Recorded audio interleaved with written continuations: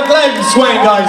Although Rob Benedict isn't here, Billy, Norton, and Mike, they have a new album out called Foolish, available in one of those rooms out there. But we're so privileged to have those guys here every con. It's such a blessing. And anyone that has never been to a con before, and this is your first con, they're not all like this. No. Who's a virgin? Okay, well, yeah. You're not alone. Yeah, I've heard there's a lot of first-timers here again. Give yourselves a round of applause. Yeah. That's amazing. Have you plugged your ears? Have you earmuffs for this child?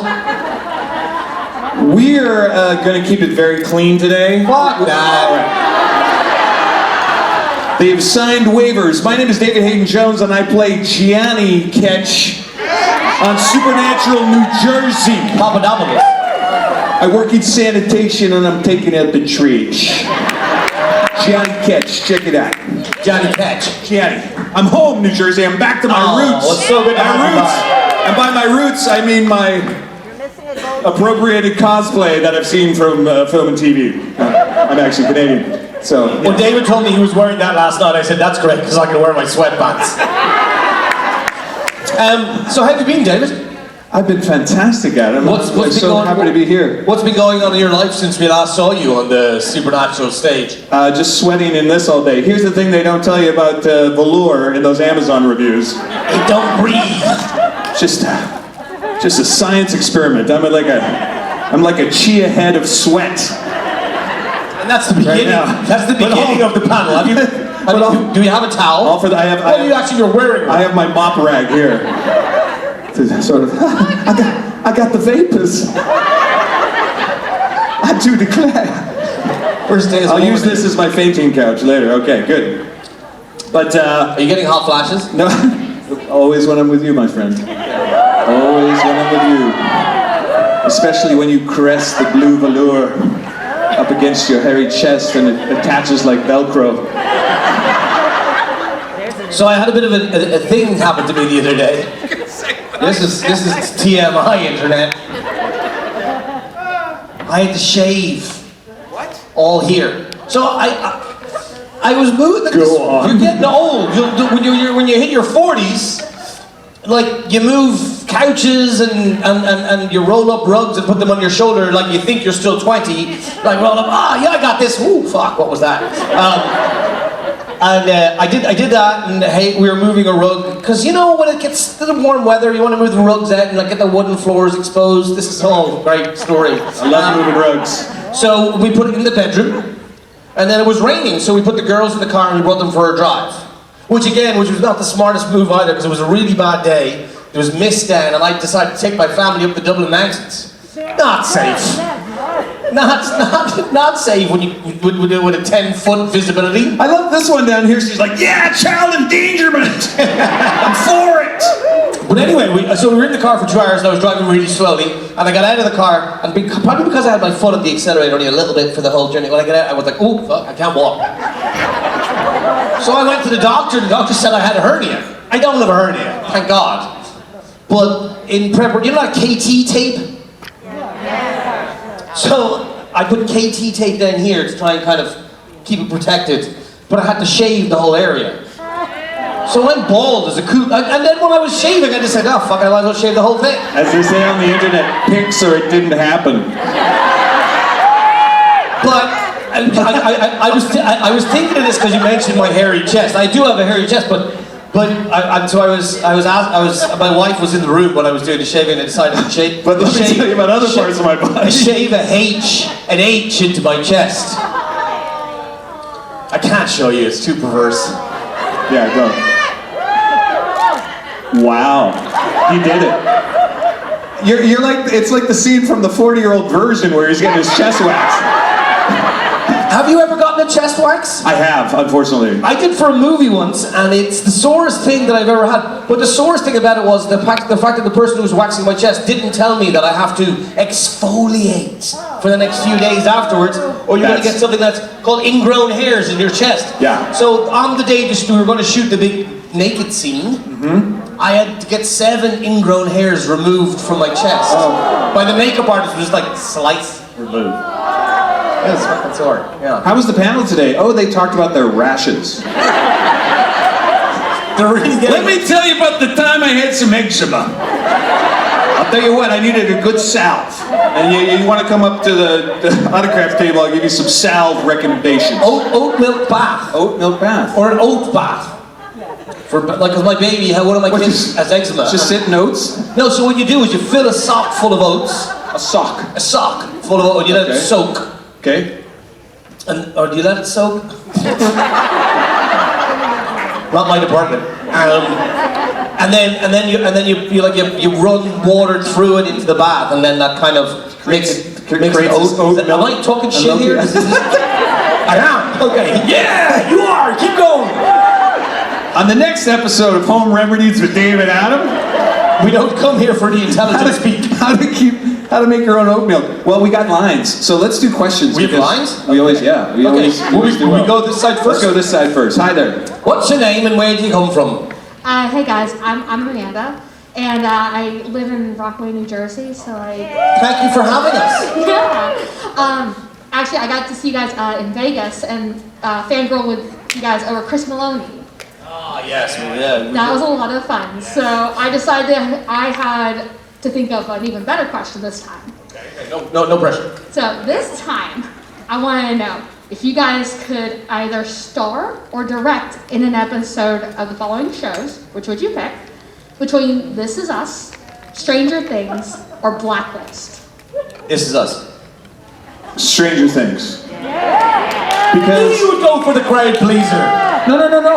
No, because I started my career in the 80s. I'm a kid in the 80s. And anyone who saw one of my other panels where I was raving about my epic Memrex mixtapes I'd make for my beloved ladies. Ooh, the dual cassette deck with the... Is that the one that didn't do what you wanted her to do? No, that was a different one. That was the Twilight one. That's traumatic. But Stranger Things, because by the way, when I let this just happen, when my Hayden fro does its thing out of the shower, it is so Hasselhoff adjacent. It is so like if the Caucasian man, curly haired 70s, 80s, just delicious, curly, beachy look with the mustache comes back, this guy. And then I'll be like, wear some like tight white shorts and like a pink shirt, like a pink polo. No, or even better, like a Maui and Sons shirt. Yeah. Although Maui and Sons is coming back, right? No, I never know. Everything old is new. Look at the state of the two of us. How would we know? Let me tell you about some fashion choices I've made along the way. So food with Adam and David and fashion with Adam and David. We're on a good run here. The reason I say no, I didn't say Stranger Things. The reason I said This Is Us, because I think that's the best pilot I've ever seen. I think it's just perfect. So well acted. What's his name? I can't remember his name. That guy. He's phenomenal. I just love watching him act, and I think Mandy Moore is fantastic. And that would be my dream because I'd love to direct something, and my dream as a director would be direct really good actors going at it in a scene. And it's such an actor's show too. Yeah. It's such an acting show. I didn't get past the second season of it, oddly enough, though, because I just thought, I don't know, I just lost a bit of steam. It's hard for us to watch everything, too, because we got to get a taste of everything, and we got to move on because we're making our own thing. I cried a lot during This Is Us. Yeah. I fucking bawled my eyes out, Jesus. Join the club. I realized who I would be, too. I would be Ken, who works at the tennis shop in the mall. In the white shorts. You're like Ken Marino. But I would be from another dimension, and they would have to come to me for riddles.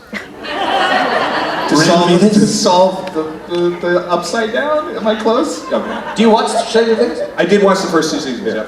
I loved the first season. I loved all the 80s retro kitsch that they threw in there too. So. That's what I loved about Guardians of the Galaxy as well. That's my favorite Marvel franchise at the moment, is because of Like, that was just, he's brilliant, for starters. Parks and Recreation, what a fucking great show as well, that is. I'm so sorry, I just have really bad language, man. But is that okay? It always sounds better coming out of an Irish accent, though, right? Doesn't it? There are some words I'm going to avoid today, just because you're in the front row. How old are you?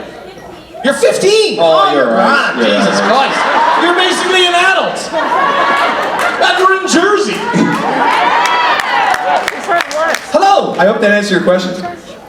Hi, What's your name? my name's Whitney. Whitney, how are you?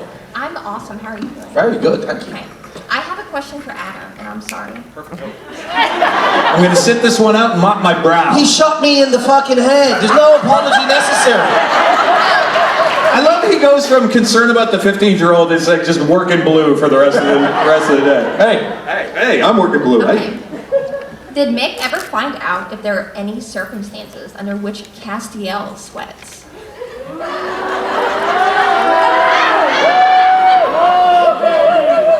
Well, I did give him my number. You know, whether he called or not, I can leave that up to your imagination. But if he did call, which he did, it's dry as a bone. Dry as a bone. I shit you not. What's the Mick and Cass ship? My very first scene. No, Everyone's like, oh. Oh, what's it called? Cass Mick. No, it should be cack. Cack. I got a nice taste of cack right here. A little bit of Cass, a little bit of ick. It's cack. Write it, you writers of AO3. Put it together. Look, I think anyone that had an affair with Castiel was winning, right? Hashtag winning. Cause you are the wind beneath my wings. Oh, it's what the people are like, no! Not our angel. You're stepping into territory here we will not abide. Hello. I'll jump in with 2 feet. I don't think I can follow that. Of course you can. So, Mick gets killed off in the show kind of right as he's becoming a decent human being. In your eyes. Yeah, well, maybe. Well, that was my question. What do you think would have happened if he didn't get killed off, or what would you have liked to see? Look, I'm sorry for repeating myself for people that have been here before, but I have always felt as an actor, you want to work. So you want to be in as much as you possibly can. And then we happened upon this show that's just, there aren't enough words or plaudits I can give it, but my experience on the show and everything got to do with that. And I loved working with David, I loved working with everybody on the show. So I wanted to be in many more seasons. But as you said, like, you know, he died right when you were starting to like him, and that's perfection in writing. It's really great writing. When you start someone off at the beginning of an arc and you're like, oh, who is this guy? Oh, I'm not sure about him. Oh, wow, he's a dick. I hate him. Oh, he's not so bad. Oh, actually, he's kind of, yeah, he's nice. Oh, he's nice. He's good. And he likes the Winchesters. Oh, fuck, he's dead. So in terms of my arc, it was a great arc, and I love coming back here. I only did 6 episodes of the show, and I'm here a lot. So it's a testament to the writers, the character that the writers wrote. But to answer your question, I would have liked to have seen him be like a more of a kind of a third wheel in the Winchester relationship, maybe more the academic side of things and helping out. And furthering their philosophy of what hunting was. I would also have liked to have a reconciliation stroke revenge on Ketch. I think it would start like the storyline would start out something like Mick is like, yeah, like he's got like a Rocky moment where he's like lifting weights. He's like shooting arrows at a target or something. You got a typewriter strapped to your back, you're riding up the hill. No, the beginning of it would be me like beating up my typewriter. You damn typewriter! Bringing me down to academia. And then I go to kill Ketch. And, you know, I wouldn't be able to do it. It's interesting because you're the classic martyr arc, right? How many martyrs do you think over 15 seasons Supernatural has had? That nice sort of fall in love, redemption almost, and then die. Off the top of your head. A lot? 10. It's a classic trope. It's so great. Because, who was it that said? I mean, was it Misha who said that just as about you think everything's going to go well, all goes to shit, or something along those lines? Like that's what this show does to you. You're like, everything's going to make it, everything's going to be okay, and then it's like grayness, darkness, nuance, and trouble, and that's the genius of the show. That's why it went 15 seasons. Exactly you know what I mean? Like you have to be constantly reinventing yourselves and constantly building up the audience for success, and then ripping the what? The hearts out? Yeah. Ripping my goddamn hearts out. Thanks for your question. Appreciate it. Thank you, hello. Hello. Hi. How are you? I'm doing good. How are you? Very well. Cool. Okay, so I have a question, obviously. So imagine Cass and Mick are on a case together. What would y'all be hunting and why? What would we be hunting? Yes. PJ party setup. Is it too obvious to say catch?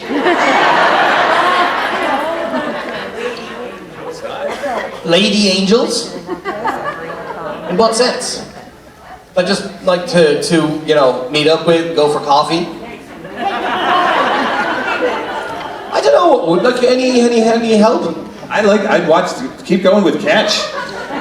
I like the idea. So yeah, well to marry these two questions. Cass hated catch though. Cass hated barely catch. Abided him. So like, you know, like a real, like what was the worst thing Cass ever done? Like a word that did he... Cass never done anything wrong. Yeah, but I mean in terms of killing something. Like what's the worst? What could he do to bring it if he really wanted to kill catch?